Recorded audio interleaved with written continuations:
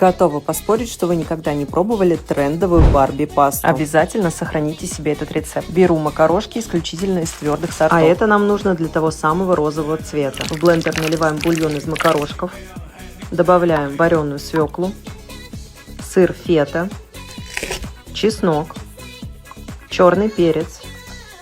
Все размешиваем в блендере. Если не получается, то добавляем еще бульон. Обжариваем сварившиеся макарошки на оливковом масле. Беру такой распрыскиватель, чтобы было немного масла. Добавляем сливки, желательно с низким процентом. И добавляем нашу розовую массу. Реально вкусно получается, попробуйте. И при этом еще красиво и необычно. Сохраняйте